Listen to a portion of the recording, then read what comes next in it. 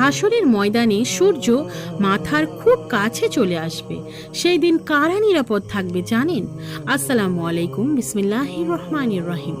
হাসরের ময়দান একটা এমন জায়গা যেখানে আমাদের সমস্ত হিসাব হবে। হাসরের ময়দানে মানুষ ভয় আর উদ্বেগে কাঁপতে থাকবে। সূর্য খুব কাছে চলে আসবে। মানুষ নিজের আমল অনুযায়ী ঘামে ডুবে যাবে। কেউ গোড়ালি পর্যন্ত, কেউ হাঁটু পর্যন্ত, আবার কেউ গলা পর্যন্ত ঘামে ডুবে থাকবে।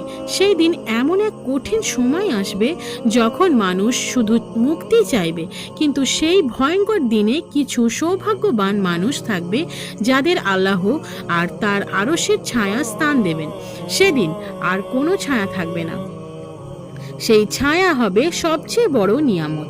তাদের মধ্যে রয়েছেন ন্যায়পরায়ণ শাসক, যুবক যে আল্লাহর ইবাদতে বড় হয়েছে, যার হৃদয় মসজিদের সাথে যুক্ত, যারা শুধু আল্লাহর জন্য একে অপরকে ভালোবাসে, যে গোপনে দান করে, যে নির্জনে আল্লাহকে স্মরণ করে কেঁদে ফেলে।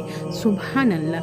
দেখুন তো, এগুলোর বেশিরভাগই এমন আমল যা আমরা আজ থেকে শুরু করতে পারি, তাই না?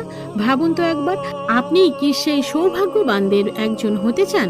তাহলে আজ থেকে নিজের আমলকে সুন্দর করুন, কারণ হাসরের ময়দানে এক ফোঁটা ছায়ার মূল্য দুনিয়ার সব সম্পদের চেয়েও বেশি।